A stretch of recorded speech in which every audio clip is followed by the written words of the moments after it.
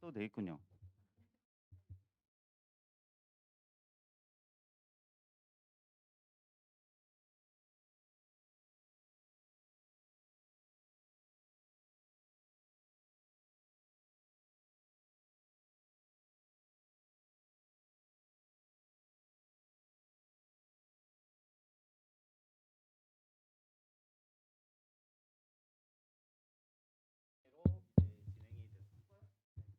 썼다가 넣었다가 뺐어요.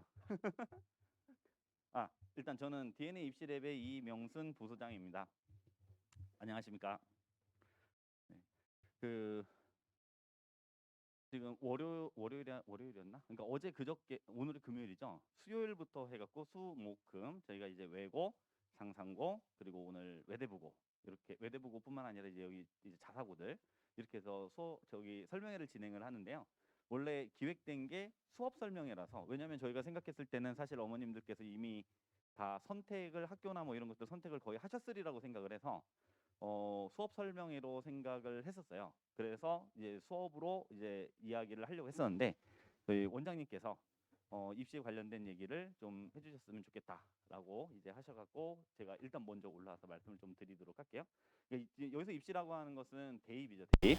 일단 우리가 그러니까 왜 자사고를 가야 되는가하고 관련된 이제 그런 얘기일 텐데 일단 지금 사실은 원래 그걸 준비를 했던 게 아니라서 저희 혹시 예전 설명회를 보셨던 분들은 제가 그 합격자 수나 이런 것들 다 보여드렸을 거예요. 근데 최근에 얼마 전에 외대부고 설명회가 있었다고 하더라고요. 그래서 이제 찾아보니까 입시 실적으로 보니까 얘네가 80명이 넘었어요. 합격자 수가.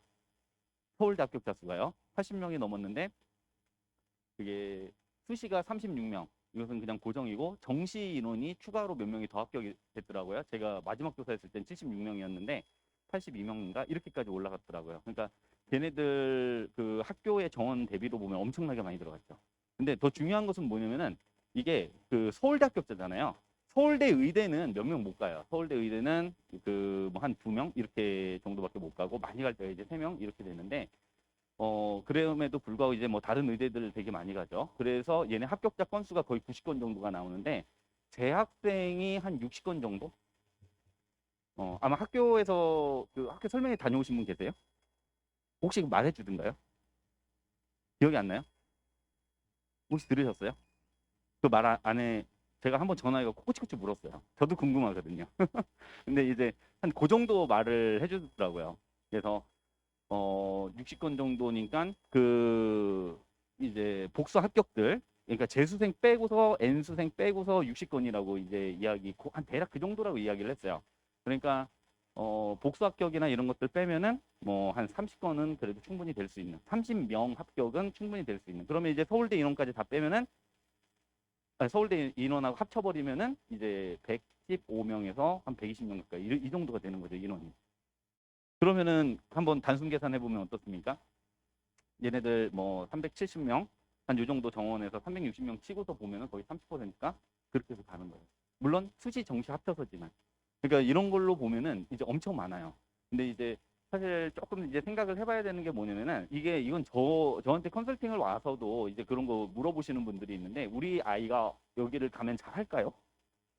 제가 한 번 보고 몰라요. 한 번 보고 모르는데 그러니까 이제 어머님들께서 이제 고민을 하셔야 되는 것 중에 하나는 뭐냐면은 외대부고에서는 지방대 의대를 가면 재수를 해요. 그러니까 이게 어떤 거냐면은 이제 자사고를 제가 그 이제 갈 수 있으면 많이 가라고 말을 하는 이유가 뭐냐면은 이게 그거예요. 그러니까 학교 분위기, 학교 분위기. 이거 예를 들면은 여기 휘문고도 인기가 되게 좋잖아요. 그죠? 이제 물론 이제 내년 24학년도부터 이제 일반고 전환돼서 어떻게 될지 모르겠으나 현재 같은 경우에는 어쨌든 지역 자사고로 선발을 해서 가져다니까 물론 추첨하고 면접하긴 하지만 얘네들 같은 경우에 이제 그 내신이 5등급이 넘어도 나는 의대 갈 거야라고 하는 생각을 하는 그런 학교인 거. 그러니까 이제 그런 것들이 친구들에게 동기부여를 하는 걸 생각을 해보면은 이제 외대부고라든지 하나고라든지 상상고는 일단 그런 동료들하고 같이 공부를 하는 것만으로도 엄청나게 그 학생에게는 동기부여가 되기 때문에 되게 좋은 거죠. 이제 다만 거기서는 이제 내신이 무너질 수 있다라고 하는 게 있고 이 내신에 대해서는 뭐라고 탁 얘기하기가 힘든 게 그런 학교를 가는 친구들 중에서는 진짜 천재적인 친구들이 있잖아요. 이런 친구들은 사실 선행을 그렇게 많이 안 했어도 가서도 잘하는 친구들이 있고, 근데 제가 제 경험으로 볼 때 이번이 22년이죠. 22학년대 의대 간 친구. 그리고 이 친구는 저희한테 18년에 와서 자소서 면접하고 갔던 친구예요. 그리고 서울대 의대 간 애가요. 그리고 그 전해 21학년도에 서울대 의대를 여기 외대부에서 3명이 갔는데, 그 중에 한 명은 저희가 고3 때 MMI를 가르쳤고, 그 중에 한 명은 17년에 저희가 이제 자소서하고 면접 가르쳤던 친구거든요. 그래서 그 친구들인데, 얘네들 보면은 완전 최상위권은 되게 선행을 많이 빼고 들어가요. 엄청 빼고 들어가죠. 그러니까 그게 얘네들이 거의 이제 서울대 의대를 가는 친구들이니까 완전 탑이란 말이에요. 한 전교 4등, 5등 안에 들어있는 그런 친구들이고, 아마 올해 갔던 친구는 아마 전교 1등이었다고 제가 들었어요. 다른 친구들한테. 그러니까 근데 그 친구들은 제가 기억하기로는 그때 이미 선행이 다 빠져 있었어요. 그러니까 고등학교 다 과정이 끝난 상태에서 들어갔던 친구고. 네. 그러니까 이제 그런 측면에서 보면은 우리가 완전 최상위권 가서 서울대 의대를 생각한다라고 하면은 사실상 그 외대부고가 좋은 선택은 아닐 수 있어요. 그죠? 네. 근데 이제 일반적인 의대를 간다, 이제 좋은 상위권 의대를 간다라고 할 때는 이제 외대부고는 상당히 좋은 선택이 되죠. 네. 이해되세요? 그리고 내가 지방대 의대를 가겠다라고 하면 외대부고는 좋은 선택이 아니에요. 예. 물론 갈 수는 있어요. 근데 왜냐하면은 거기 지방대 의대 가면 애들이 이제 친구들은 자기보다 더 좋은 의대를 갔으니까 재수를 하는 경향이 상당히 강하다. 그리고 어 지방대 의대를 생각한다면 사실 그냥 교과 전형으로 한 1.4 정도 나오는 갈 수 있어요. 근데 여기서 고려를 해야 될 건 뭐냐면은 1.4를 맞으려면 학교를 어디를 선택해야 되겠어요? 이런 데 선택하면 안 되죠. 이제 이런 데 선택하면 전교 1등 해야지 1.4 나오는 거예요. 그러니까 이런 데서는 강남이나 세화, 그 서초 이 정도에서는 1.4를 맞으려면은 사실은 1.4에서 그 거의 전교 1등, 2등, 3등 이 정도 나오는 점수기 때문에 여기서 일반고를 생각하고서 내가 지방대, 걔네들은 서울대 의대를 생각하는 애들이고, 네, 그러니까 그러려면 이제 벗어나야 되는 거죠. 근데 이제 벗어났을 때의 문제가 뭐냐? 어머님들이 지금 중학교 이제 3학년이니까 잘 모르시겠지만 고3 애들 특징이 뭐냐면은 현역 아이들이 고3 재학생 애들이 수능을 생각보다 못 봐요. 그 얘기는 무슨 얘기냐면은 의대는 최저학력 기준이 높은데 이걸 못 맞춰갖고 떨어지는 경우들이 많아요. 그러니까 내신으로 거르고 면접으로 하면 난 다 이길 수 있어 했는데, 예를 들어서 카톨릭 대 학교장 추천 받았다가 못 가죠. 고대 추천 받았다가 못 가고, 네, 시험 보러 못 가는 거예요. 이제 그런 일이 벌어질 수 있어서 그게 이제 학교 분위기하고 이런 것 때문에 나는 남들 신경 안 쓰고 공부 열심히 할 수 있어라고 했지만 사실 그게 그렇지 않죠. 왜냐하면 그러니까 외대부고나 이런 하나고를 갔으면 학교 프로그램들이 워낙 빡빡하기 때문에 그거 하나로 정신이 없는데, 일반고에서는 학교에서 하라는 거 따라가는 것이 이제 사실 그만큼 빡빡하지가 않고 하다가 보니까 사실 자기 친구들을 보게 되는 거잖아요. 그러면은 그 동료들로부터 이제 얻게 되는 그런 동기부여가 좀 줄어드는 문제가 있고, 그게 나중에는 정시에서 문제가 생길 수가 있어요. 정시가 지금 40%까지 된다는 걸 감안한다면은 이제 그건 좀 신중하게 고려를 해야 될 그런 상황입니다. 네. 근데 너무 멀지 않은 곳에서 대치권에 저기를 이용할 수 있다면, 그 학원 인프라를 이용할 수 있다면은 그럼 괜찮죠. 학교 끝나고서 계속 대치로 와갖고 공부하고 가면은 정시까지 잡을 수 있으니까요. 정시가 40%예요. 거의 그 정도 되니까 정시를 놓치면 안 됩니다. 그래서 이렇게 말씀을 드릴 수 있고, 학교 간의 어떤 특징을 잠깐 말씀을 드린다면은 그 입시 실적을 보면은 딱 눈에 띄는데, 외대부고는 정시하고 수시가 다 강해요.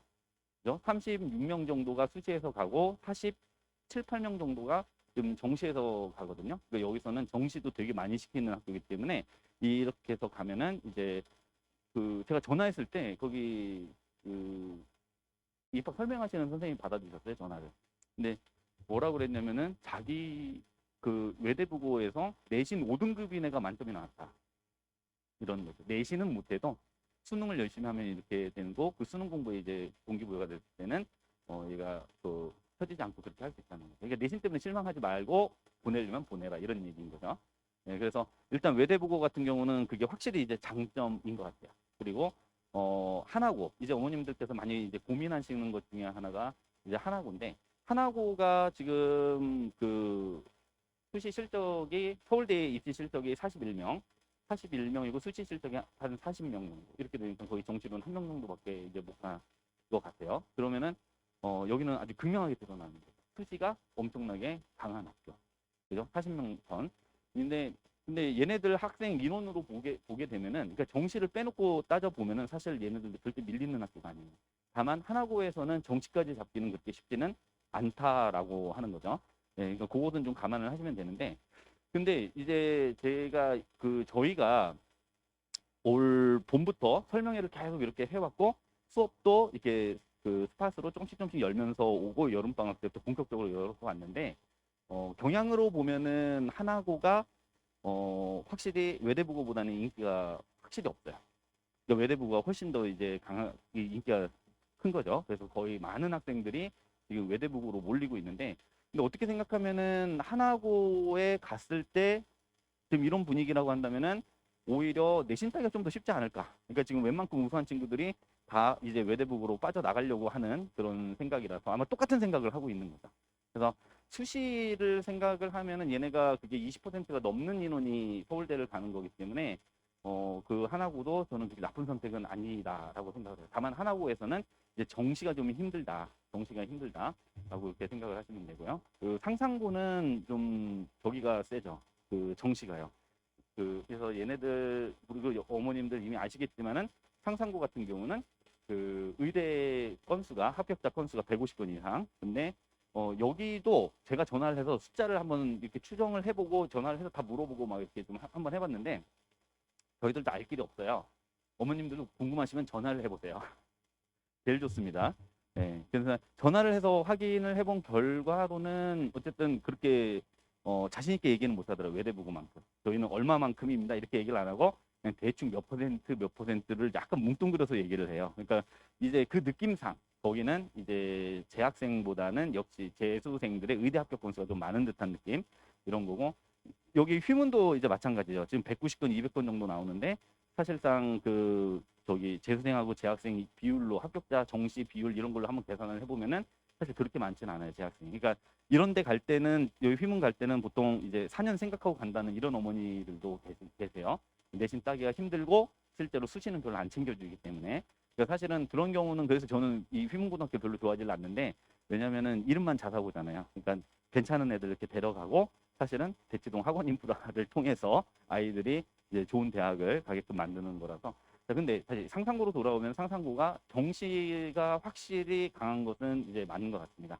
서울대가 수시에서는 한 10명 정도밖에 못 가지만 정시까지 합쳤을 때는 30명이 넘는 인원이 가거든요. 의대 합격 건수하고 함께 고려를 했을 때 의대가 이런 것 저런 거 다 고려를 했을 때 줄어들었다 하더라도 걔네들 합격자 건수는 상당히 많은 편이거든요. 그래서 상상고도 이제 대단히 좋은 선택이고, 어머님들께서 고려를 하신다면은 아마 상상고는 이제 거리가 좀 멀기 때문에 이걸 보낼까 말까 요게 좀 있는 것 같아요. 자, 일단 여기까지 말씀을 드릴 수 있을 것 같고요. 지금 여기 띄워놓은 것 중에서는 간단하게 요것만 먼저 보여드릴게요. 입시 일정. 어머님들 자료에 다 들어있는 거니까 그거 같이 보시면 됩니다. 지금 여기가 외대부고가 12월 15일에 서류 제출이에요. 이게 원서 작성일이 아니라 서류 제출일입니다. 서류 제출. 12월 15일 하나고, 12월 9일 상상고, 12월 14일 민사고, 16일 13일, 그 다음에 인천 하늘고 7일, 김천고 14일. 포항제철고, 광양제철고, 현대청호고는 뺐어요. 여기까지는 우리 전화가 오더라고요. 김천고는. 네, 그래서 여기까지는 넣었는데, 이제 여기에서 어머님들 쓰시는 학교들 중에서 약간 좀 정확하게 봐야 되는 게 뭐냐면은 상산, 민사, 북일은 1단계 서류 제출할 때 자소서를 같이 내요. 되겠죠? 그래서 요때 합격하고선 내는 게 아닙니다. 그러니까 1단계 낼 때 같이 내야 되기 때문에 더 빨리 끝나야 돼요. 그래서 저희 지금 수업과 관련해서 보면은 저희가 이제 자소서 수업을 열어놓은 걸 어떻게 열어놨냐면은 지금 이제 쓰기 시작하는 친구들은 사실 11월에 시험 끝나고서 자소서를 쓰기 시작해야 되거든요. 그죠? 이제 늦게 시작하는 셈인데 그 친구들은 그렇게 쓰기 시작할 거고, 이미 쓴 친구들을 위해서는 뭐 다른 프로그램이 있어요. 예를 들어서 원포인트 첨삭이나 이런 것들이 있고, 그리고 속진반으로 해서 급히 쓰는 친구들 2회짜리로 만들어 놓은 거 있고요. 그리고 11월에 시험 끝나고서 바로 들어오면은 4회 정도의 자소서를 지금 마무리시키는 그런 게 하나가 있어요. 그런데 그 프로그램 시간표를 한번 잘 보시면은 아시겠지만 뭐가 있냐면은 저희가 여기에서 1단계 합격자 발표가 19일이잖아요. 월요일에 발표를 하고 수요일까지 제출이에요. 그러면은 월요일이나 화요일에 마지막으로 그 자소서 첨삭을 받는 그런 게 있어요. 그러니까 저희한테 해갖고 마무리가 되는 사람들은 괜찮지만, 그런 학생들은 괜찮지만, 그렇지 못한 친구들은 이제 다른 데서 쓰고 오는 친구들도 많단 말이에요. 이제 그런 프로그램을 이용해서, 아니면은 다른 선생님한테 어떻게 해서 쓰고 왔는데, 이 선생님한테도 한번 점검을 받아봐야겠다라고 하면은 신청을 해서 그런 수업을 들으면 돼요. 그게 수업이 엄청 많이 이제 열려 있으니까 그것들 참고하셔갖고, 이제 학교 대표적으로는 지금 외대부고 하나고 이 학교들 중심으로 해놨어요. 근데 이런 학교들이라고 하더라도 그냥 비슷하게 있으면 가서 신청을 해도 됩니다. 사실 학교가 그렇게 상관 있는 게 아니기 때문에. 네, 그래서 프로그램이 이렇게 돼 있다라고 하는 거, 그거 이제 말씀드릴 수 있을 것 같습니다. 자, 그리고 이제 다음은 요거 말고서는 이제 우리 자소서, 일단은 먼저 자소서를 써야 자소서를 바탕으로 해서 문제를 만들거든요. 그래서 그 면접 문제가 그렇게 해서 나오는 거기 때문에 자소서 먼저 하고서, 그리고서 이따가 제가 면접 말씀드릴게요.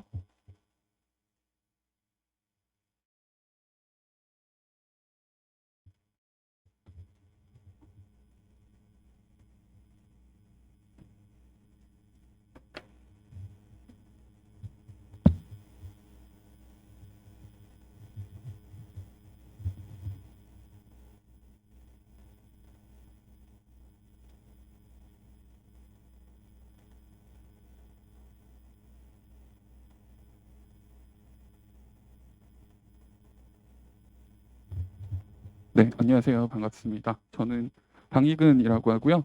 오늘 그 자사고 자소서 부분에 대해서 말씀을 드리도록 할게요. 어, 자소서가 지금 방금 이제 저희 부소장님께서 말씀을 해주셨지만, 자사고 쪽에서 이제 특히 사실 뭐 대입도 이제 자소서가 중요하다라고 하는데, 아시다시피 대입은 올해로 자소서가 이제 끝났어요. 자소서가 끝나고 내년부터는 아예 자소서를 받지를 않아요. 그러니까 대입 쪽에서는 이미 사장된 스펙이라고 보셔야 되거든요. 근데 고입에서는 저는 뭐 면접도 되게 중요하긴 하지만, 사실 면접이 중요하고 그 면접을 위해서 자소서가 중요하다, 이렇게 생각을 하셔야 될 것 같아요. 그러니까 자소서 자체로도 물론 중요하긴 하지만, 네, 부소장님 방금 말씀하셨다시피 그 자사고들이 면접 문제를 어떻게 만드냐 하면은 학생들의 자소서를 보고서 만들어요. 학생들의 자소서 문구를 보고서 이제 그 학생 개개인에 맞춰서 그 면접 문제를 만들기 때문에, 사실 자소서는 면접을 위해서도 굉장히 중요한 거다, 이렇게 생각을 하셔야 되고, 뭐 대입처럼 1단계 경쟁률이 그렇게 높은 편이 아니잖아요. 사실 고입 같은 경우는 1단계 경쟁률이 엄청나게 높은 편이 아니라, 거의 대부분의 당락은 면접에서 결정된다고 보셔도 크게 무방할 것 같아요. 그럼 그 면접에서 내가 얼마나 퀄리티 있는 답변을 하느냐, 내가 하는 답변이 얼마만큼 면접관을 만족시키느냐. 그러니까 면접이라는 거를 왜 볼지를 돌이켜서 한번 생각을 해보시면, 결국은 가르치는 사람 입장에서 이 친구가 얼마나 똑똑한지를 검증하는 게 면접이잖아요. 그러니까 1차에서 어느 정도 걸러내고 이제 들어오는 친구들이고, 사실 중학교 때 다 날고긴다 하는 친구들이 들어올 텐데, 이제 가르치는 분들의 입장, 그러니까 저기 자사고에 계시는 선생님들의 입장에서 보면은 그 아이들의 학업적인 역량이 그렇게까지 차이가 나지는 않을 거예요. 일단 1차를 한번 거르고 들어왔으니까. 그럼 그럼에도 불구하고 면접을 내가 왜 보느냐라는 걸 좀 생각을 해보면은, 그 미세한 차이 속에서 이 친구가 얼마나 발전 가능성이 있고, 그리고 내가 가르쳤을 때 얘가 얼마나 그거를 잘 받아들이고 성장할 가능성이 있을지, 그거를 보겠다고 하는 건데, 그러면은 얼마나 좋은 질문을 받느냐가 사실 면접에서 되게 중요한 얘기가 되거든요. 이제 우스갯소리로 면접 갔는데, 외대부고나 이제 하나고 면접 갔는데 인성 관련된 질문을 받았다, 그럼 너는 떨어진다, 이제 이런 얘기를 이제 우스개로 돌아다니는 얘기가 있어요. 이게 왜 그러냐면은, 자소서에 얘는 질문할 거리가 없으니까 하다 안 돼가지고 결국 인성에서 찾아서 질문을 한다, 이제 이런 얘기가 되거든요. 그러니까 그만큼 자소서는 잘 써야 된다라는 얘기고, 네, 여러 번 강조를 드리지만 면접을 위해서 굉장히 중요한 스펙이 됩니다. 자, 전국 단위 자사고들의 그러면은 자소서의 항목들, 그 질문 항목들을 보시면은 거의 대동소이해요. 그 나눠드린 자료에 보시면은 10개 자사고들의 그 문항은 싹 다 제가 정리를 해놨는데, 우선 요 앞에 보이시는 거는 그 교육부 측에서 만들어낸 일종의 가이드라인 정도로 보시면 될 것 같아요. 그래서 띄어쓰기 없이 1,500자를 쓰는데, 그 1,500자에 들어가야 될 게 이제 자기주도 학습과 인성과 진로, 요 세 가지는 반드시 포함을 해라. 그리고 플러스로 이제 니네 학교가 넣고 싶은 거 있으면 더 넣어라, 요런 기본 틀이라고 보시면 됩니다. 그래서 거의 대부분의 학교들이 사실 요거 세 개 물어보고 끝나요. 자기주도 학습, 인성, 진로 이렇게 세 가지를 물어보고 끝내는데 그 어디였지? 어디 제철고 하나가 뭐 정주영 정신을 물어본다든가 예, 그런 조금 특이한 게 있습니다. 예, 그런 거는 이제 크게 신경 쓰지 마시고 어쨌건 메인은 요 세 가지라고 보시면 됩니다. 근데 이제 요 세 개 중에서도 방금 말씀드렸듯이 인성은 거의 그냥 지나가는 거 정도로 보시면 될 것 같아요. 분량도 사실은 제일 적고 중요도도 가장 떨어진다라고 보시면 될 거고 자기주도 학습이 사실 가장 메인이 되겠죠. 요거랑 요 진로랑 비교를 해봤을 때 전체 분량에서 보통은 자기주도 학습이 800자 내외 정도로 걸려요. 그러니까 1500자에서 800자니까 절반 이상을 차지하는 분량이죠. 그리고 학교마다 분량을 어느 정도 가이드라인을 준 학교들이 있어요. 그러니까 무슨 말씀이냐면은 1500자 중에서 자기주도 학습은 몇 자 정도 쓰고 인성은 몇 자 정도 쓰고 이렇게 가이드를 준 학교들이 있는데 대부분의 학교들이 자기주도 학습을 800자 정도를 줍니다. 그러니까 그 정도 채운다라고 생각을 하시면 되고요. 인성 같은 경우는 인성하고 진로가 그럼 나머지 700자를 차지를 하는데 보통은 인성을 한 300자 정도 가져가고 진로를 한 400자 정도를 가져가요. 근데 이 분량은 이제 학생마다 당연히 좀 차이가 있을 수 있고요. 자, 그러면 이 자기주도 학습이라는 게 뭐냐? 이 말이 사실 되게 낯설고 저도 학원 일을 하면서 처음 들은 단어거든요. 예, 학생 때는 몰랐던 단어인데 요게 이제 교육학에서는 이렇게 설명을 합니다. 사전 문구 그대로 따온 거거든요. 요게 이제 교육학에서 교육부 쪽으로 넘어가서 걔들도 이제 이런 의미로 자기주도 학습이라는 거를 사용을 하던데 그러니까 쉽게 말씀드리면요.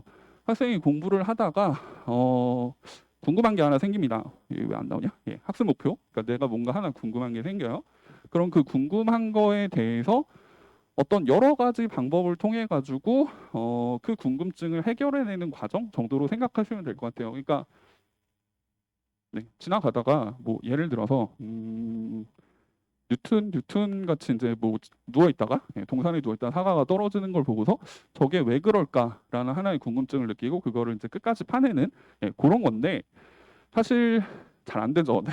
학생들이 이제 뭐 대부분 내신하느라 바쁘고 뭐 하느라 학원 다니느라 바쁘고 하니까 그런 본인만의 호기심을 느끼는 게 굉장히 힘든 건 맞습니다. 힘든 건 맞고 더더욱이 이제 그 교육부 쪽이나 학교 쪽이나 권하는 거는 학업 그러니까 중학교 때 배웠던 그 교과와 연관해서 자기주도 학습을 좀 심화를 시켜라. 그러니까 무슨 말씀이냐면은 학교에서 배운 것 중에 선생님께서 뭐 A라고 설명을 하는데 저게 왜 A일까라는 거에 대해서 더 깊이 파보는 예, 그런 거를 해보면은 이제 가장 좋겠다라는 거죠. 요거는 이상론이고요. 현실은 조금 다를 것 같습니다. 네, 조금 이따가 보면서 더 자세하게 말씀드릴게요. 그리고 인성은 이제 배려, 협력, 나눔, 타인 존중, 규칙 준수. 요거는 모든 학교가 다 동일해요. 저 중에서 하나를 골라 쓰시면 되는데 뭐 보통은 봉사활동 한 거 정도만 쓰셔도 크게 무난하고요.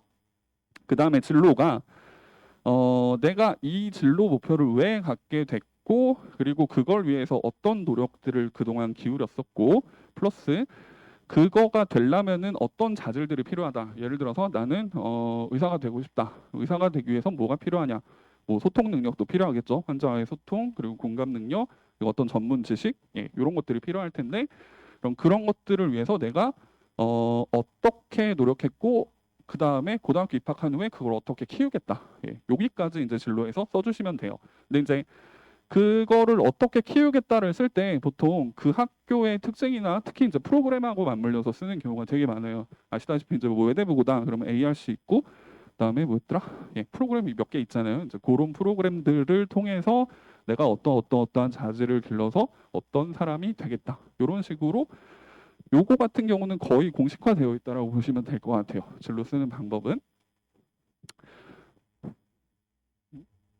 네. 그래서 조금 디테일하게 보시면은 요거는 외대부고랑 그 다음에 여기 용인한국외국어 부설대학교 말 되게 길죠? 요것만 인천 하늘고로 바꾸면은 인천 하늘고랑 외대부고랑은 문항이 완전히 똑같아집니다. 그래서 얘들은 글자 수 제한을 아예 안 줬어요. 글자 수 제한 아예 안 주고 자기주도 학습 플러스 인성 이렇게 써놨는데 아까 말씀드린 것처럼 자기주도 학습을 보통 800자 정도 가져가고요. 좀 심한 경우에 이거 1000자까지 가져가는 경우도 있습니다. 그래서 전체 단락으로 보면 5단락 정도가 나와요. 이제 다소서를 보면 거의 대부분 5단락 정도 나오는데 이제 진로 한 단락, 인성 한 단락, 그다음에 나머지 세 개가 자기주도 학습으로 들어갑니다. 그래서 인문계 친구들 같은 경우에는 이제 인문사회 관련된 게 두 꼭지가 들어가고요. 그다음에 보통 수학이 한 꼭지가 들어가는 식으로 자소서가 만들어지고, 자연계 친구들 같은 경우에는 수학 하나, 과학 하나, 그다음에 융합이나 아니면 진로 이렇게 보통 편성이 됩니다.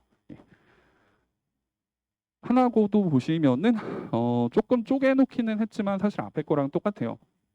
자기주도 학습하고 그다음에 지원 동기, 예, 진로 계획, 그다음에 인성 이렇게 들어갑니다. 얘들도 글자 수 제한은 전혀 없어서 사실 외대부고 쓰는 거랑 거의 똑같은 느낌으로 쓰시면 됩니다. 여기도 마찬가지로 이제 자기주도 학습이 세 꼭지 정도 들어가는 식으로 배열이 되고요. 그다음에 지금 상상고도 똑같은데 얘들은 예, 글자 수를 조금 제한을 해놨죠. 그래서 인성 부분의 글자 수가 조금 더 많다. 요 정도 차이가 있고요. 그리고 북일고도 가시면은 자기주도 학습이 조금 적어요. 조금 적은데 이거는 얘들이 뭐 꼭 이렇게 지켜야 된다라는 건 아니거든요. 그래서 그 안에서 이제 어느 정도 유동성 있게 바꿔주시면 되고, 그러니까 전체적인 자소서에서 물어보는 거는 다 똑같습니다. 자기주도 학습. 요게 가장 중요하다. 그리고 질문도 보시면 아시겠지만 저희 나눠드린 자료에도 보면 기출문제랑 예, 그런 거 복원된 거 있는데 거의 대부분 자기주도 학습에서 질문이 들어옵니다. 예, 인성이나 진로하고 관련돼서는 가끔 들어올 때가 있어요. 너가 이 진로에 대해서 어떤 노력들을 했느냐, 혹은 어떤 공부를 했느냐, 뭘 알고 있느냐, 이 정도의 질문이 들어오긴 하는데 인성 쪽에서는 거의 질문 들어오지 않습니다. 예, 그러니까 자기주도 학습하고 진로 쪽을 신경을 쓰시면 된다. 자, 그러면 이제 본격적으로 자소 어떻게 쓸 거냐인데 제일 중요한 거는 요거부터 좀 설정을 하셔야 돼요. 진로. 그러니까 내가 앞으로 뭘 할 거다. 물론 안 해도 되죠. 네.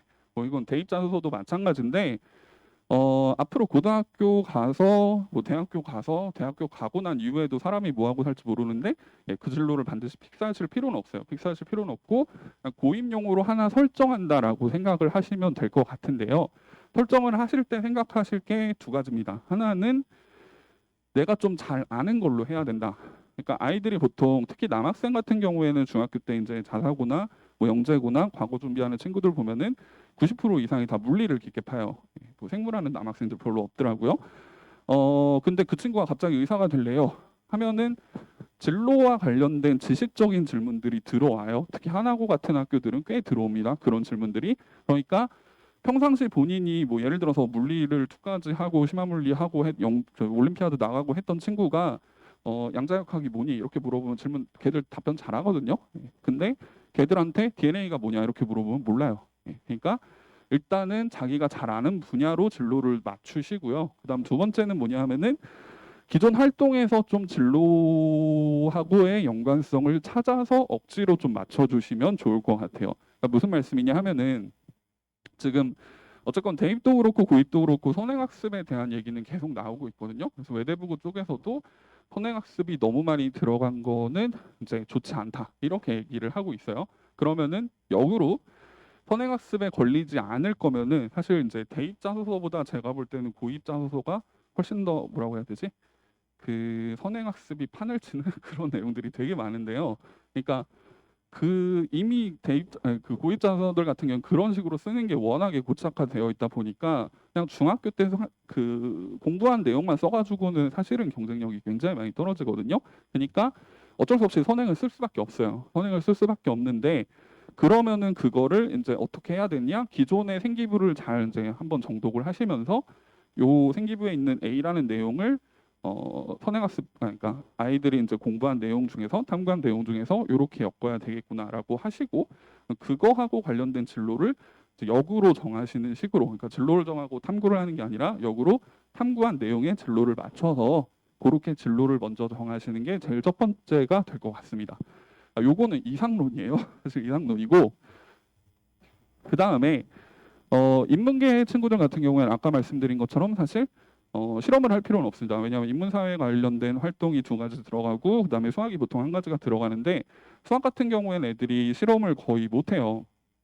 그러니까 요즘에는 수학과 관련해서 뭐 프로그래밍을 하는 경우가 꽤 많거든요. 인문계 쪽에서도 그런 경우가 있는데 그거 아닌 이상에는 그 수학 같은 경우는 거의 대부분 증명 활동으로 끝나는 그 경우가 되게 많아요. 증명으로 끝나는 경우가 많기 때문에 실험은 못 하는데 그 자연계 친구들 같은 경우에는 과학과 관련해서 실험을 좀 거의 하나씩 넣고 가는 그런 그림 분위기거든요. 그러니까 실험을 꼭 하나 정도는 과학과 관련해서 넣어주시면 좋겠고, 그게 너무 어려울 필요는 전혀 없다.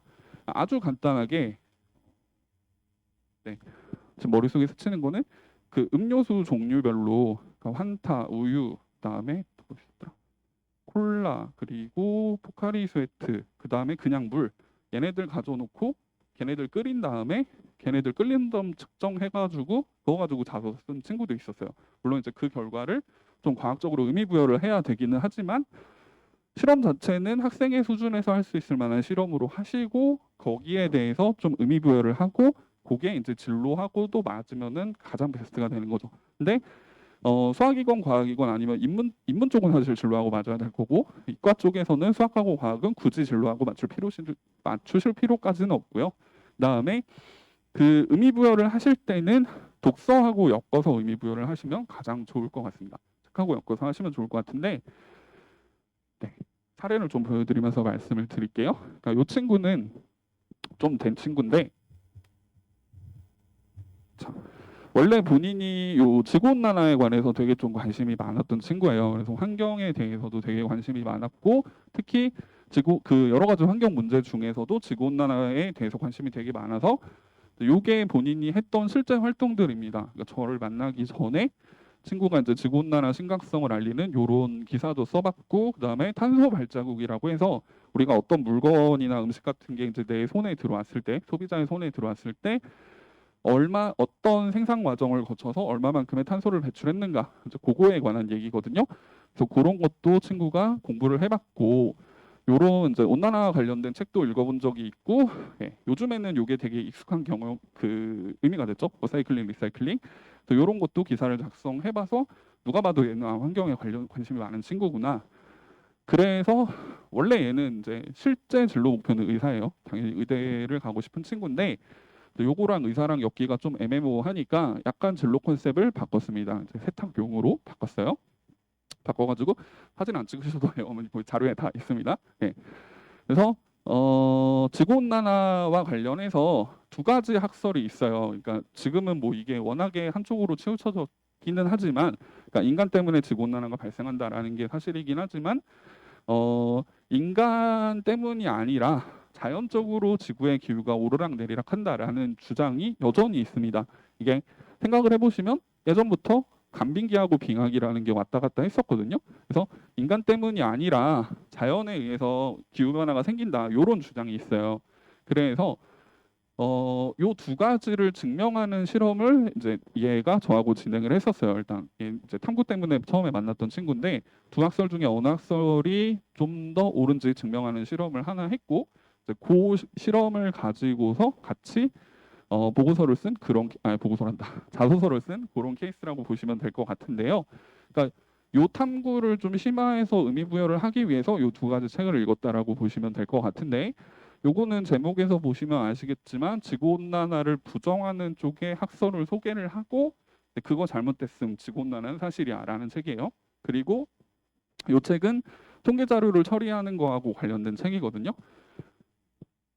그래서 실제 자소서를 보시면 이제 이런 식으로 자소서가 작성이 됐는데, 요 앞에 요 한 단락이 저하고 했던 이제 실험으로 쓴 단락이라고 보시면 될 것 같아요. 요게 아마 한 띄어쓰기 빼면 아마 한 300자 정도 나올 것 같은데, 한 300자 그 정도 나올 것 같은데요. 보시면은 지구온난화에 속지 말아라는 책을 읽고서 그다음에 요 두 가지 이론을 접했다. 그래서 이거를 토론을 한번 해봤다고 했고요. 저거는 실제 진행한 건 아닌데 그냥 토론했다고 했고, 토론으로 승부를 못 가려 가지고 내가 직접 실험을 해보마, 이런 식으로 기획을 한 거고, 그래서 요 중간에 이제 실험 과정이 들어가고요. 그다음에 요 빨간색으로 지금 있는 게 실험 결과로부터 학생이 해석한 내용이에요. 실험 결과가 어떻게 나왔고, 내가 그래서 CO2가 훨씬 더 중요한 요인이다라는 결론을 도출한 과정, 그거를 쓴 거고요. 요 마지막 한 줄이 이제 느낀 점인데, 자, 질문이 이제 이런 식으로 나와요. 면접에 가시면은, 네, 요런 지구온난화에 관련된 두 가지 학설이 있습니다라는 걸 썼으니까 그 두 가지 학설은 뭐고, 너가 실험을 통해서 어떤 학설을, 어떤 이론을 더 지지하게 됐는지 그거 한번 얘기해 봐라. 이런 식으로 이제 질문이 들어오거든요. 그러니까 자소서를 쓸 때부터 이거를 질문해 주세요라는 생각을 가지고 자소서를 쓰셔야 돼요. 마찬가지. 그러니까 요 지금 결론, 사실 실험의 결론은 무조건 물어볼 수밖에 없는 거거든요.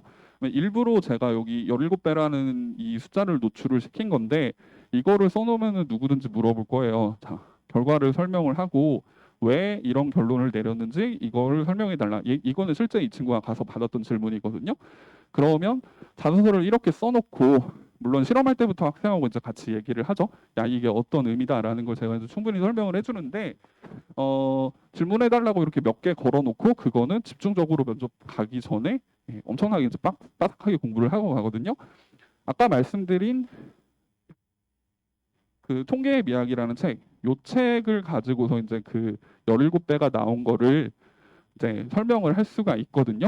저게 이제 상관관계 분석이라는 거를 가지고서 결론을 낸 건데 그 상관관계 분석을 설명하기 위해서 아까 그 책을 읽었던 거예요. 그게 이제 교과 과정에서 배우는 게 아니기 때문에 그러니까 이 질문에 대해서는 그럼 학생이 그렇게 얘기를 할 수 있겠죠. 실험 결과가 어떻게 내가 실험을 어떻게 했고 그러면은 데이터가 어떻게 나왔는데 이걸 분석하기 위해서 찾아보니까 학교에서 공부한 것만으로는 안 되겠더라. 그래서 통계의 미학이라는 책을 읽고서 내가 상관관계 분석을 배우고 그걸 바탕으로 어떻게 해서 이런 결론을 내렸습니다. 이런 식으로 답변이 들어가는 거거든요. 외대부고도 그렇고 하나고도 그렇고 답변의 시간이 되게 길어요. 그러니까 무슨 말씀이냐 하면은 보통 이제 어떤 질문에 대해서 답을 할 때 1분 미만으로 1분 정도 왔다 갔다가 되는데 외대부고 같은 경우에 이제 스피치 형식이 되거든요. 한 2분 정도를 스피치를 하면 돼요. 근데 그 2분이라는 시간 동안 보통 끊고 안 들어와요. 그러니까 저쪽에서 면접 그 하시는 분들이 학생 그 지금 뭐라고 했는데 어때요? 라는 식으로 답변을 안 치고 들어옵니다. 그러니까 2분이라는 시간 동안은 내가 준비한 대로 그냥 쭉 얘기를 하면 되거든요.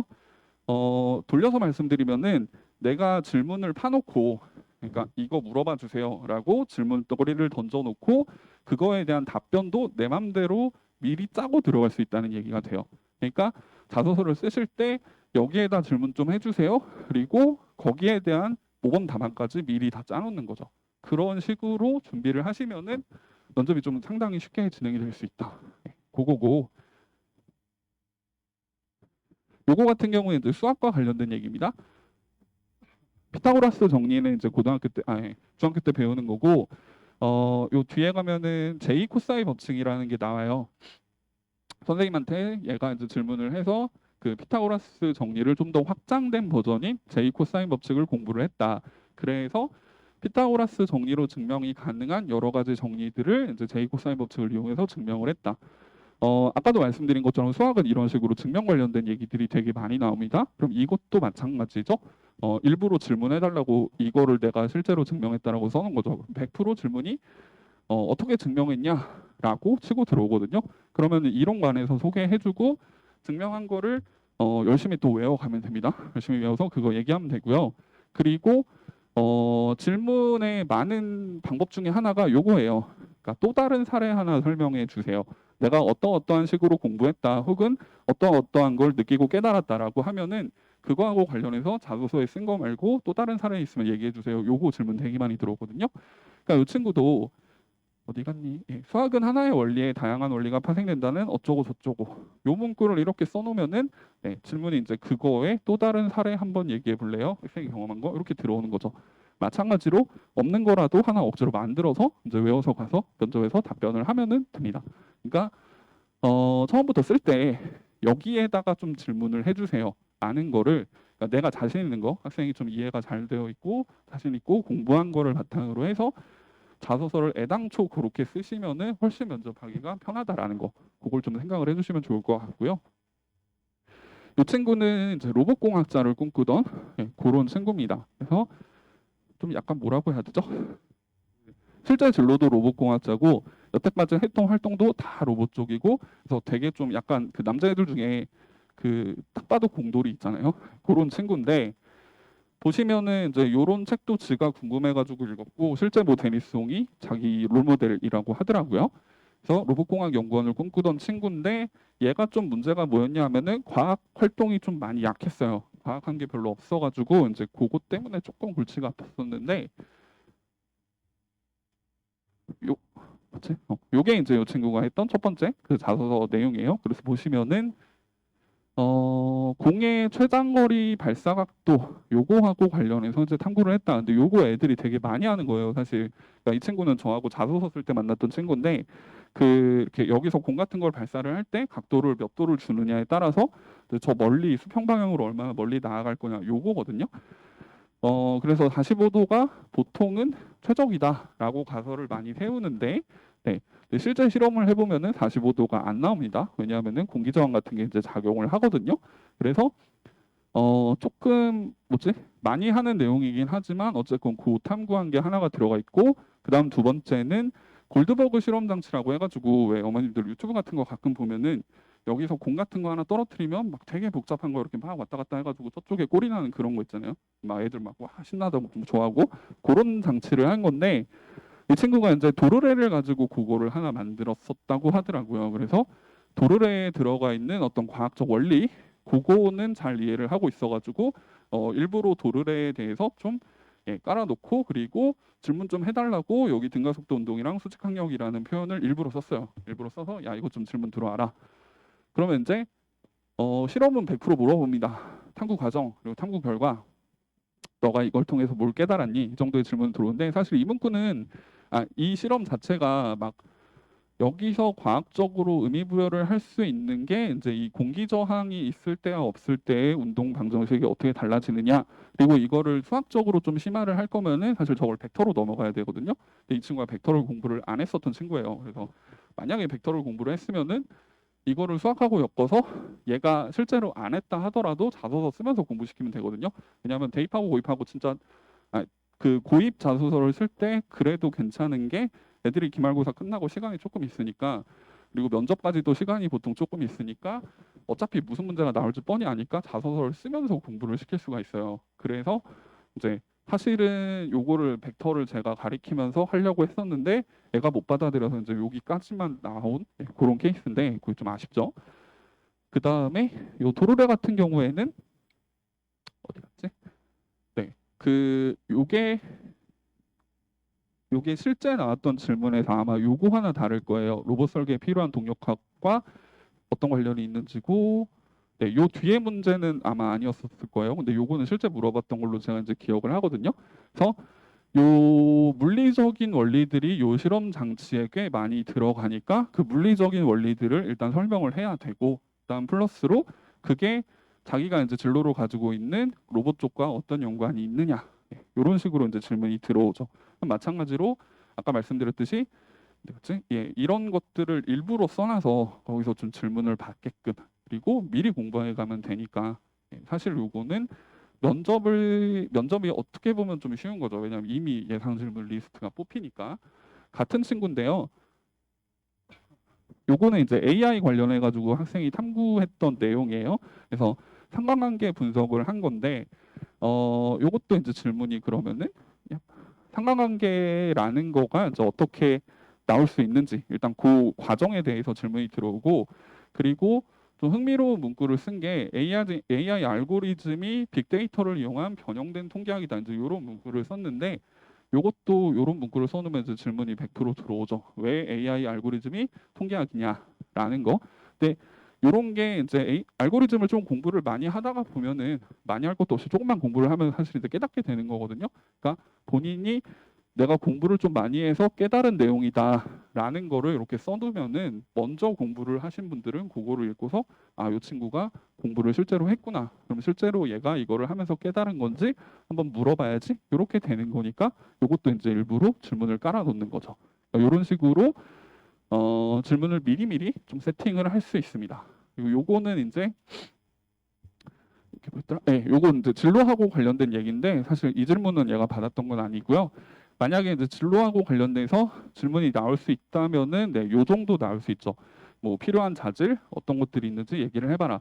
외대부고에서는 이런 질문 잘 안 해요. 아까 외대부고는 면접에서 세문학 물어보거든요. 이따가 아마 부소장님이 더 자세하게 설명을 해주시겠지만 외대부고 쪽은 질문 자체가 하나가 되게 길고 그 질문에 대한 답변도 시간이 깁니다. 그래서 좀 굵직굵직한 것들 위주로 물어보는데 하나고 쪽으로 가면은 조금 더 질문이 한 호흡이 짧아요. 그러니까 질문도 짧고 답변도 짧아요.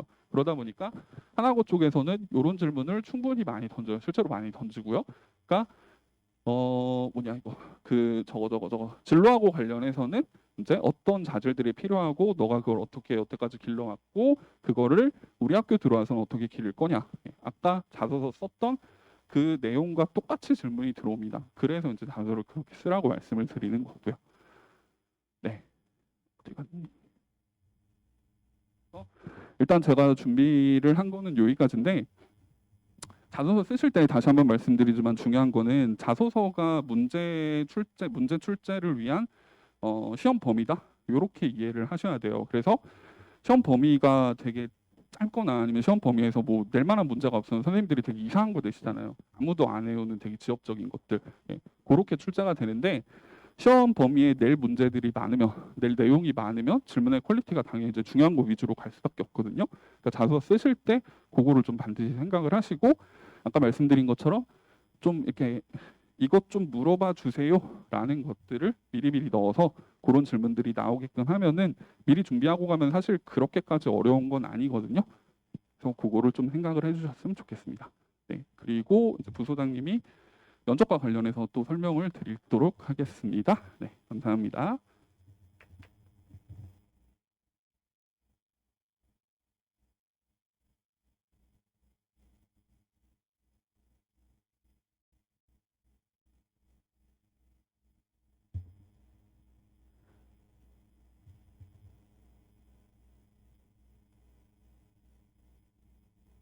면접 관련해서 면접이 아니라 자소서 관련해서 그 뭐지? 이것도 제가 외대부고에 또 전화를 해봤어요.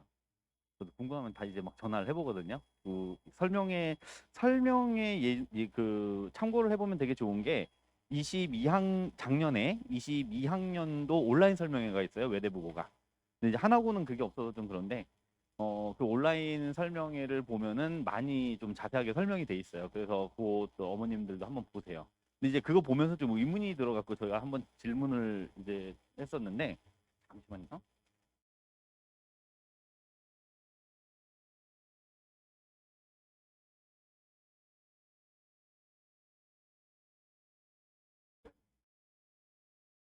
그 질문을 드렸었는데 거기 전화를 해서요.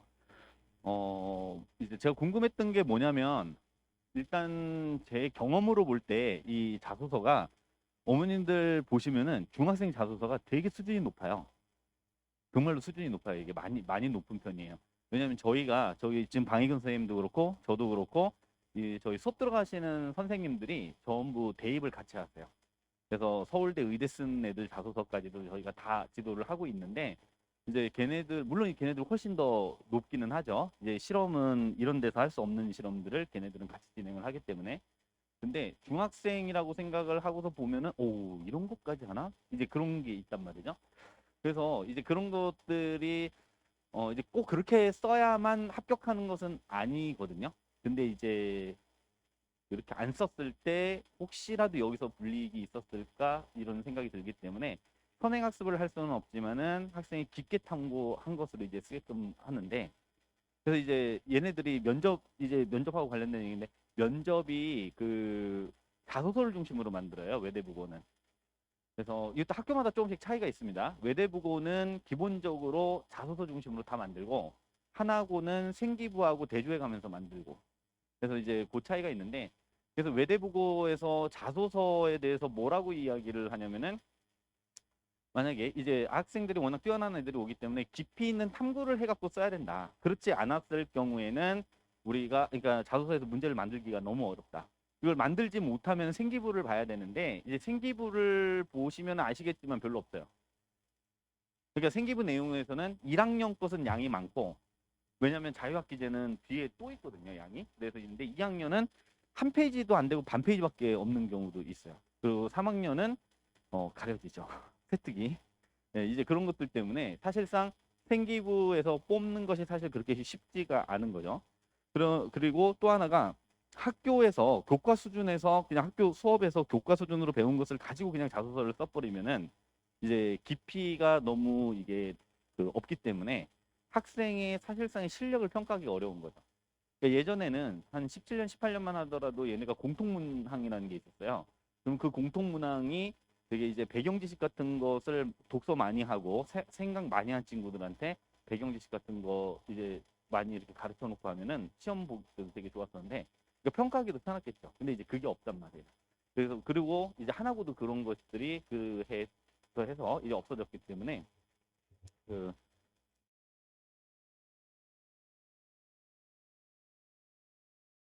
그 자소서를 이제 깊이 있게 써야 되는 게 그래서 중요합니다. 면접 문제하고 관련해서 그래요. 그리고 이제 제가 면접 관련해서 말씀드리려고 한 것은 여기는 그 어머님들 그 자료집에 다 있는 거예요. 보시면 아시겠지만은 평가 방식인데 이 평가 방식 사실상 그냥 올해는 다 무시하셔도 될 것 같아요. 그리고 왜냐하면은 2배수 뽑아서 들어가잖아요. 북일고만 지금 1.5배수로 들어가고 하는데 그냥 다 올 A일 것이다 이렇게 생각을 하시면은 돼요. 그래서 이 평가 방식을 이제 무시하셔도 좋다라고 이야기를 하는 거예요. 앞에 1단계에서 그렇습니다. 여기 지금 다른 학교들 민사고, 북일고, 인천, 하늘고 넣는데 혹시 이제 아까 참 하나 말씀 안 드린 게 뭐가 있냐면은 입시하고 관련해서 대입과 관련해서 중요하게 바뀌는 게 올해까지가 자소서가 있어요. 내년부터는 자소서가 없어요.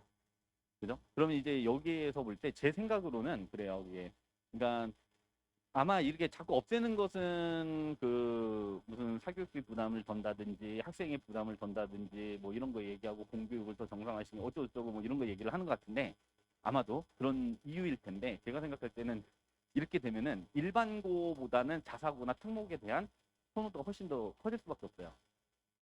그 어머님들은 아직 안 보셔서 모르시겠지만은 생기부가 좀 달라요. 일반고 애들이랑 자사특목 애들의 생기부가 달라요. 그러니까 이게 단순 두께의 문제도 있지만은 그 두께의 문제뿐만 아니라 학교에서 운영하고 하는 그 프로그램들 있잖아요. 그 차이가 있어요. 그리고 일반고 같은 경우는 보통 생기부를 어떻게 하냐면은 그 많은 경우는 선생님이 이제 기재를 해주죠. 학생 관찰한 내용이나 뭐 이런 것들 바탕으로 해서 쓰는데 기본적으로 자사고는 어떻게 하냐면은 모든 학교가 그런지는 모르겠는데 많은 학교들이 그래요. 써서 내라 그래요. 그러니까 이제 자기가 했었던 활동들, 주제들 이런 것들 막 깊이 있는 거 그때라도 찾아서 막 만들어서 넣는 거예요. 그래서 그게 좀 내용이 달라지거든요. 그래서 이런 것들 학교 프로그램이라든지 이제 생기부만 갖고 평가를 하게 됐을 때는 일반고가 훨씬 더 이제 불이익을 받을 가능성이 있는 거예요. 그러니까 혹시라도 일반고로 진학을 한다라고 하시는 어머님이 계신다면은 생기부 관리를 1학년 때부터 훨씬 더 신경을 써서 해야 되는 상황이 이제 벌어진 거예요.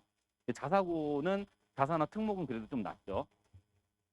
저희 프로그램 중에 뭐가 있냐면요. 그 서류 기반 면접 문항 추출해주는 프로그램이 있어요. 대입에서. 그게 이제 서울대 직윤이라든지 아니면은 몇몇 학교들에서 뭐 의대에서 서류 기반으로 보는 면접 유형들이 있거든요. 그것 때문에 하는데 자사고 애들 거 이렇게 넘어오잖아요. 그럼 그 문항 추출할 때 사실은 하는 입장에서는 좀 짜증나요. 두꺼워갖고. 그걸 다 읽어봐야 되기 때문에 그런 게 있습니다. 자, 어쨌든. 근데 이제 이번에 이제 자사를 지원한다라고 했을 때 B가 있어도 지원해도 될 학교는 여기 민사고예요. 그러니까 저한테 이제 질문하는 어머님들 저희 컨설팅을 할까 말까 할 때 전화 와갖고 물어보는 것 중에 하나는 뭐냐면은 B가 있어도 갈 수 있냐라고 하는 거죠. 근데 그 학교는 이제 지금 민사고. 여기는 괜찮아요. 여기는 1단계에서 지금 300명 저기를 뽑는데 작년에는 303명 지원했었다고 하더라고요. 근데 아마도 거의 전원 다 통과를 시킨 걸로 알고 있고 그리고 얘네들이 학생부만으로 평가를 하지는 않아요. 그래서 얘네는 면접이 되게 중요하기 때문에 실제로 이 서류평가 점수하고 상관없이 붙는 경우들이 꽤 많아서 B가 몇 개 있어도 있어요. 근데 여기를 제외하고서는 제가 볼 때는 올해는 지금 다 올해가 나와야 되는 게 외대부고는 여기 보시면 아시겠지만은 일반 전형이요. 2.87이죠. 근데 올해 아마 제 생각으로는 이게 3.5대 1까지 가지 않을까 싶어요. 지금 엄청 인기가 많아졌고. 그리고 하나고 남학생이 1.86대 1이었답니다. 그죠? 1.86대 1인데 이것도 훨씬 더 오버가 될 가능성이 커요.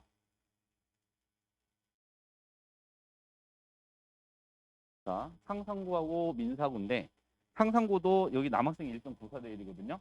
근데 저것도 조금만 있으면 넘어가요. 왜 그러냐면은 여기 북일고하고 하나고는 하늘고는 그냥 넘어갈게요. 네.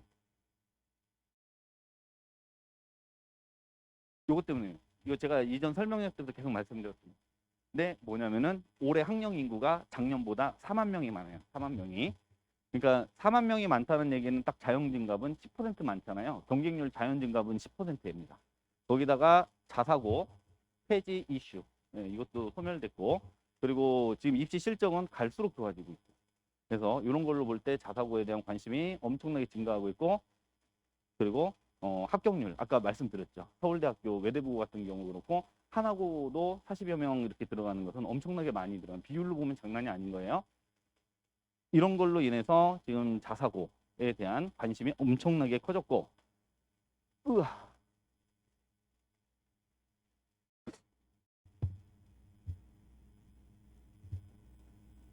그냥 손으로 하는 게 낫거든요. 전국 자사고 경쟁률이 지금 일단은 2배수에서 통과된 다음에 넘어가잖아요. 그 면접으로요. 그렇기 때문에 지금 다 2배수가 넘어갈 거예요. 아까 하나고 1.86대 1이었지만 자연 증가분만 고려를 하더라도 2대 1은 그냥 넘어갈 상황이라서 예, 지금 이렇게 될 겁니다. 그리고 그 합격은 따라서 이제 면접에서 결정이 되는데 서류 평가 점수가 따로 있는 곳은 하나고 거기는 이제 따로 있지만은 이제 대부분의 경우에는 서류 평가 점수가 따로 있지는 않고 면접을 통해서 한꺼번에 다 평가가 되기 때문에 거의 면접 평가가 절대적이다 이렇게 생각하시면 되겠습니다. 기출 문제를 한번 보세요. 이제 얘네들이 설명하는 것들이 이런 거였는데 한번 보시면은 어머님들 그 자료 집에는 지금 기출 문제 더 많이 넣어놨어요. 근데 한번 보세요. 사실 뭐 문제 본다고 뭐 우리 아이가 똑같은 문제를 받는 건 아니니까. 근데 문제가 어떻게 만들어졌는가를 보시면 알아요. 병자호란의 조선과 현재의 대한민국을 비교하여 두 시기의 외교적 공통점과 차이점을 각각 말했어. 이게 외대부고 면접 문제 낼 때 특징이에요. 이게. 그러니까 여기에서는 비교 예시라고 했는데 그게 뭐냐면은 병자호란 때의 조선에 대해서 탐구를 한 거죠, 얘가. 그러니까 이걸 갖고 문제를 만드는데 너의 관심이 역사에서 과거에 지금 병자호란 시기의 조선이었다라고 한다면은 그때의 어떤 문제점이나 어떤 시대 상황을 현재 적용해서 생각을 해봐라. 라고 하는 거죠. 이런 형태의 문제가 엄청 많아요. 얘네가. 여기 비교 적용이라고 했지만 사실 이것도 이 비교 예시나 뭐 별로 다를 게 없어요. 그러니까 현재적인 상황에서 한번 적용해서 생각해 보는 거 하나. 그리고 또 하나는 사례를 들라고 하는 게 되게 많아요. 사례를 들어서 얘기하라. 그러니까 구체적으로 사례를 들어라 라고 하는 것들이 많기 때문에 그 아이들이 이제 뭐 그 예를 들어서 난 로봇공학자가 되겠다라고 말을 해갖고 되는 게 아니라 로봇공학자면 어떤 로봇공학자 이렇게 되는 거예요. 의사도 마찬가지죠. 의사도. 그건 사실 고3도 마찬가지인데 제가 꼭 물어보는 게 너는 어떤 전공의가 될래? 어떤 분야의 전공의가 될래? 이걸 꼭 물어봐요. 근데 중학생들도 마찬가지죠. 그냥 막연하게나 의사 되겠어가 아니라 특히 내가 관심 있는 분야가 있을 거 아니에요. 나는 심장에 관심이 있을 수도 있고, 뭐 항암에 관심이 있을 수도 있고, 이런 것들, 뇌에 관심이 있을 수도 있고, 이제 그런 것들을 찾아야 사실상 자소서를 좀 쓰기가 좋아요. 자소서를. 그러면 이제 그것과 관련된 깊이 있는 공부가 되고, 그러다 보면 그거하고 관련된 내용을 가지고 질문을 던지고. 자, 그래서 이런 거예요. 이런 것처럼. 여기서도 마찬가지예요. 토마스 영의 이중슬릿 실험 결과와 아인슈타인의 광전효과 실험 결과를 비교해라. 그래서 여기 빛의 이제 파동성이죠. 이중슬릿은. 아인슈타인은 광전효과는 입자설인데 저 두 개 비교해서 설명을 해보고 그다음에 이 실험 결과를 보완해서 빛의 이중성을 설명할 수 있는 다른 거 또 들어봐라. 네, 이건 사실 중학교 과학 수준에서 할 수 있는 건데 이중슬릿은 중학교 과정이 아니라 고등학교 과정 같은데? 제가 다 고등학교 과정이네요. 죄송합니다. 제가 과학을 배운 지 한 30년 돼서. 네, 인문계라서. 네, 근데 고등학교 과정인 것 같아요. 광전효과에서 고등학교 때 배웠던 걸로 기억해요. 자, 그리고 뭐 이런 것들 보시면 아시겠지만은 많은 경우가 다 이렇게. 여기서도 내가 공부한 거 하나가 있으면은 그것을 다른 것과 비교하시오. 그러니까 여기서도 이제 하나는 명확하게 썼을 거고 하나는 조금 약하게 썼을 거예요. 그러니까 여기서는 아마 파동성과 관련해서 글을 썼으면은 빛의 입자설에 대해서 이러이러한 의문을 갖고 어쩌고저쩌고 공부를 했다. 이렇게 됐을 거예요. 그러니까 문제가 이렇게 나오는 거죠. 그래서 이런 방식으로 문제를 이제 만든다고 보시면 되고요. 이게 비교해서 적용하거나 예시를 쓰거나 하는 이런 문제들이 엄청 많아요. 그 다음에 이제 사례라고 했는데요. 지원자가 AI 상담 앱을 만들고 싶다고 말을 했는데 이를 위해 본인이 고민했거나 참고했었던 활동과 자료가 있다면 2가지 이상 언급하고 AI 상담 앱의 효능감이 사람보다 우수할 수 있다는 장점 2가지를 정신과 전문의를 꿈꾸는 지원자의 입장에서 한번 말해봐라 라고 한 거죠. 문제는 되게 긴데 사실 뭐 그렇게 복잡한 건 아니고요. 간단합니다. 간단한데 네가 이 AI 상담 앱을 왜 만들었는데? 네가 만든 게 그냥 너 만들었다고 한번 자랑해 보려고 쓰는 거니? 아니면 실제로 저게 효과가 있다고 생각을 하는 거니? 라고 하는 것을 구체적으로 이제 물어보다 보면은 이게 그 얼마나 진실되게 했었던 것인지 이런 것들이 다 드러나게 됩니다. 그 사례의 타당성, 학교에 대한 만족도를 주제로 한 설문지 활동에서 주제를 선정한 이유와 설문 조사 결과를 설명하고 그 결과가 나타난 이유에 대해서 말해보시오. 그래서 사례의 타당성이라고 제목을 붙였는데 너가 이 아이들이 이 설문한 경우들이 가끔 있어요. 설문 조사 연구를 해갖고 자소서에다 쓰고 이제 그걸로 문제를 만들 때는 그러니까 아이들은 그 사실 일반적인 중학생들이 그렇게 탐구를 하질 않기 때문에 그런 탐구를 한 것은 대단히 훌륭한 탐구일 수 있는데 그냥 난 설문을 해봤어. 난 한 100명 정도 하고서 통계도 내보고 막 이랬거든. 이라고 하지만 사실은 그게 그 엄청난 게 아니거든요. 그러니까 100명의 설문지를 얻는 것은 엄청날 수 있지만 그것을 갖고 이제 통계적인 분석까지 간다라고 했을 때 실제로 제대로 분석을 하지 않고 대부분은 뭐 하냐면 평균 내고 점수 내서 이게 어느 몇 점이냐 뭐 이런 정도로 끝나요. 그래서 애들한테 시켜보는 게 이런 것 꼭 나오면은 너 그 이게 신뢰도나 타당성이나 이런 것들을 한번 다 조사를 해봐라 라고 하는 것이고 여기서는 질문으로 나온 것이 이제 이 설문은 어떤 현상적인 결과잖아요. 그런 결과의 원인을 추론해서 한번 얘기를 해봐라 라고 하는 이런 문제로 이제 구성이 되는 거죠. 대부분이 이렇습니다. 근데 약간 이제 다소 면접관 넘어왔는데 그 어머님들 자료집에는 제가 하나고 문제도 집어넣어놨어요. 근데 이제 하나고는 외대부고는 기본적으로 일단 문제가 3개가 주어지고 하나고는 문제가 면접 문제가 약간 특징이 그냥 쉬운 문제부터 시작을 해갖고 점점 계속 꼬리에 꼬리를 물면서 질문을 하거든요. 근데 이게 어떤 면에서는 편할 수가 있고 어떤 면에서는 엄청 부담스러울 수가 있어요. 그러니까 내 답이 짧은 친구들한테는 계속 나한테 질문을 던져주는 게 편하고, 그죠? 내가 더 이상 어떤 얘기를 더 해야 될지 모르겠다. 근데 그게 아니라 점점 질문이 깊어지면서 어떻게 되냐면은 망으로 가는 경우, 폭망으로.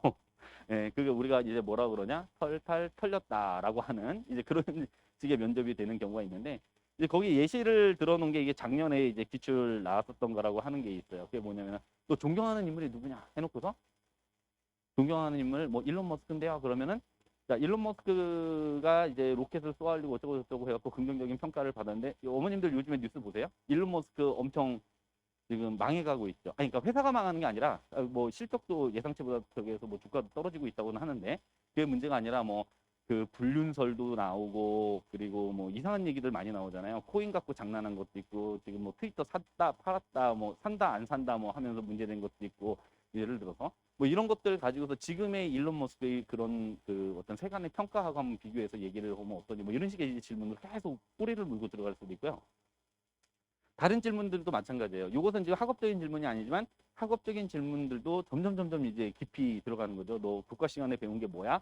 라고부터 해갖고서 뭐 삼각비에서부터 시작해갖고 삼각함수로 해서 이제 고등과정으로 넘어서 계속 물을 수 있죠. 그래서 이게 끝나면은 면접이 끝나면 아이들한테 이제 설문조사를 하는 것 중에 하나가 니네 교과 질문했었니? 교과 면접을 진행했니? 라고 하는 그런 질문 문항이 있는데 그 설문조사에서 애들은 했다고 그러고 학교 선생님들은 안 했다고 그러죠. 그러니까 얘네들이 볼 때는 이거 교과 지식인데라고 생각을 하는데 학교 선생님들은 네가 자소서에 써갖고 그렇게 물어본 거야라고 하면서 이제 들어가는 거라 점점 깊이 있는 질문으로 들어갔을 때는 사실 심화된 교과 수준까지 사실 들어가게 되는 거예요. 그래서 이런 식의 이제 질문이 주어지고요, 면접 문항이 만들어지고 저희가 이제 수업과 관련해서 말씀드리면 일단 시간표를 먼저 말씀드리면요. 이제 면접이 저희가 여름방학 때부터 본격적으로 이제 수업이 시작이 됐습니다. 그래서 여름방학 때부터 있었던 수업들이 현재 면접으로 전환이 돼서 진행이 되고 있고 진행이 됐고요. 끝났습니다. 일단은. 그리고 그 친구들이 이어서 들어오고 그러니까 새로 오는 친구들도 바로 여기로 들어와도 돼요. 자소서가 돼 있으면요. 그러면은 여기 이제 11월에 시작하는 반들, 요 반들은 기존에 이제 했던 친구들이 자소서가 이제 끝난 친구들이 들어와요.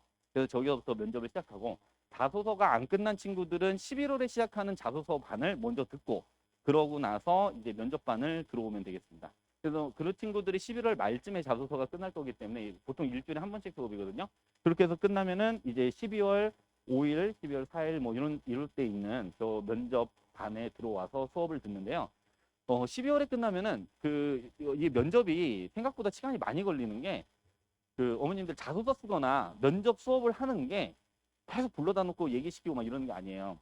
저희가 예를 들어서 6명이 들어오잖아요. 한 반에 6명씩 해갖고 이렇게 들어오면은 예를 들어서 그 수업이 그 3시간 동안 진행이 되는 동안에 일단 첫 시간에 와서는 그 아이들 특성과 상관없이 공통으로 던져 그냥 막 줄 수 있는 질문들이 있어요. 너 우리 학교 왜 지원했니? 너 꿈이 뭐니? 그것은 뭐 이렇게 해갖고 이런 공통 질문으로 첫 시간에 일단 시작을 하고, 그때는 올 때 아이들이 저기를 그 자기 자소서랑 생기부를 갖고서 제출을 해줘야 돼요.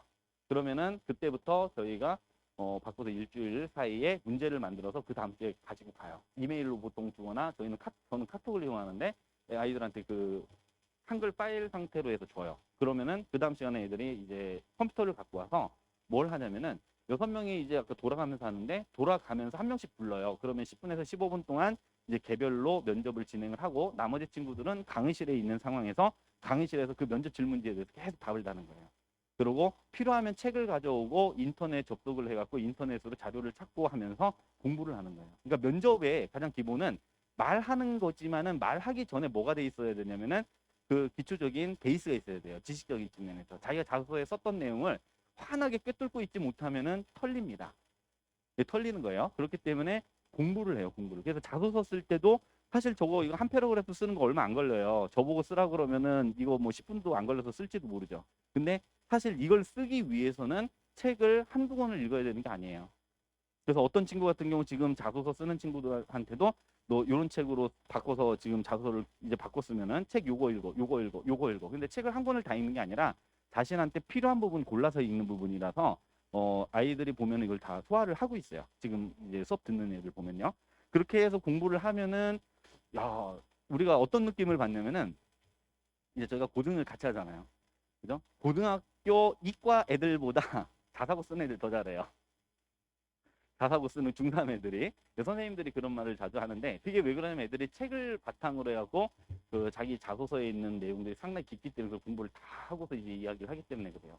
그러니까 이제 뛰어난 친구들이 많은데, 이제 그렇게 해서 사실 면접 수업이 이렇게 공부를 하면서 면접을 하는 건데, 선생님하고 이제 옆방에 와갖고 이렇게 선생님하고 할 때는 어떤 방식이냐면은 이제 질문을 던지고 그에 답변을 하면서 답변 방향을 가르쳐주고, 그리고 아이들이 이제 답변 방향을 못 찾을 땐 그걸 가르쳐주고, 약간 수정해야 될 때도 있고요. 그리고 모를 때는 그 어떤 걸로 이렇게 공부를 할 수 있는지를 알려줄 때도 있고, 내용을 직접 알려줄 때도 있고요. 이렇게 해서 그 답변들을 쭉 만들면은, 문제를 저희가 만들면은 보통 50개 내외라고 말씀을 드리는데, 뭐 한 40개에서 한 80개 사이, 이 사이에서 학생마다 좀 다른데 그 문제가 나와요. 그러면 비슷한 문제도 있고, 그리고 질문할 때는 사실 면접관이 우리가 예상한 대로 뭐 똑같이 낸다는 보장이 없잖아요. 워딩이 달라질 수 있기 때문에 아이들한테 일단 핵심적인 것들은 다 공부를 시키고, 너네들이 이거는 머릿속에다 다 집어넣어 놓고 가라. 그러고서 이제 선생님들마다도 거의 문제지, 우리가 질문지에는 이게 딱 박혀 있잖아요. 문자가 고정돼 있지만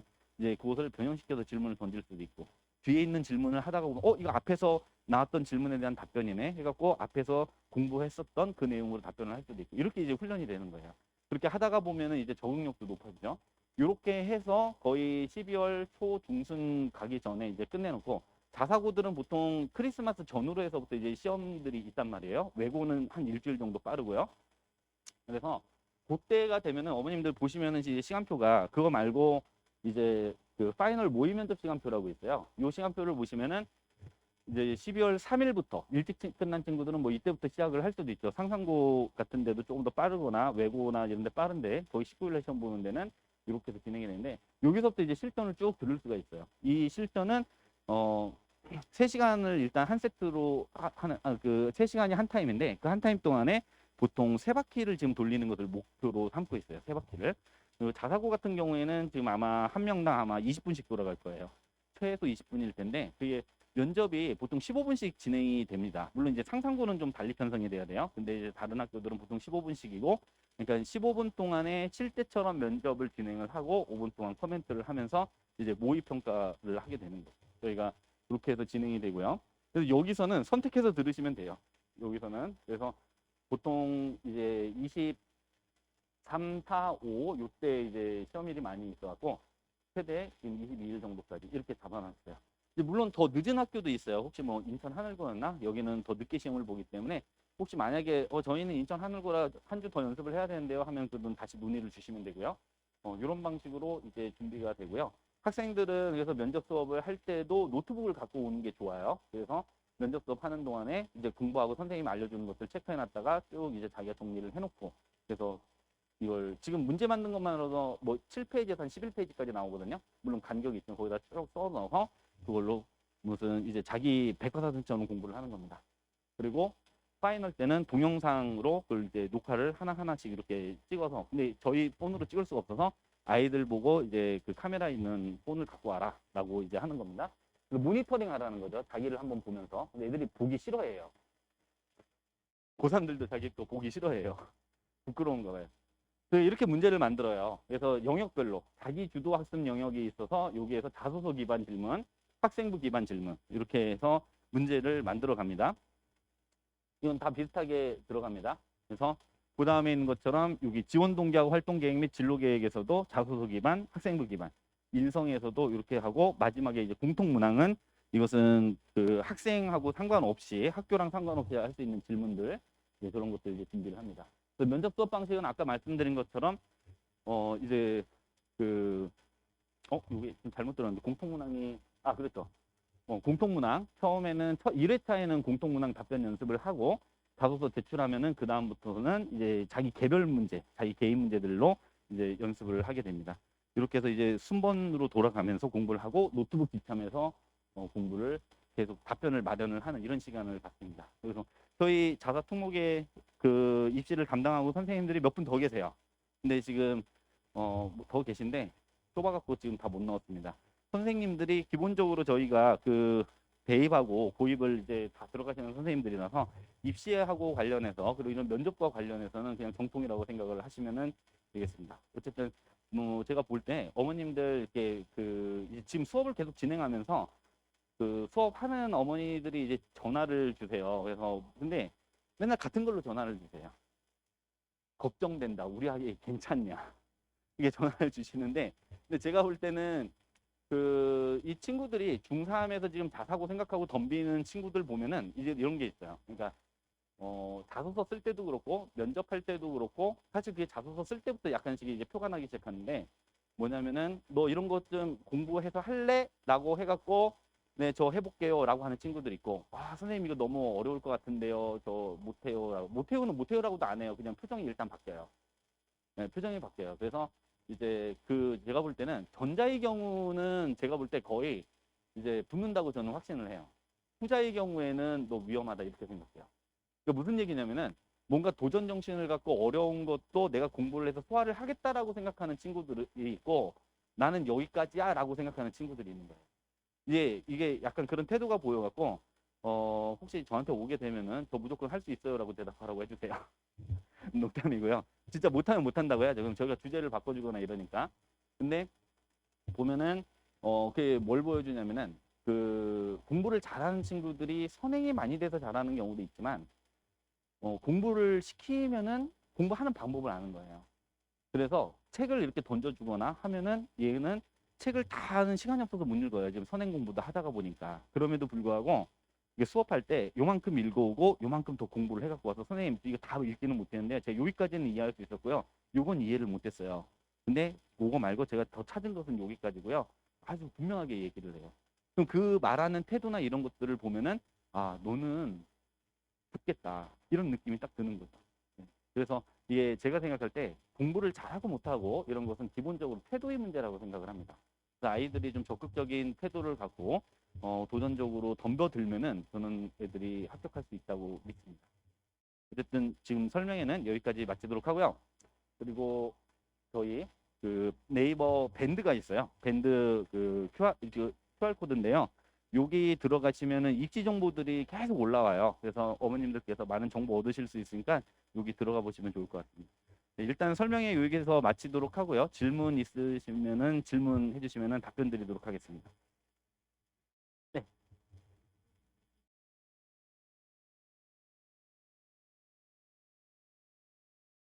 보통 4, 5분 정도인데 대략 한 근데 모든 질문이 다 그렇지는 않고요. 이제 질문을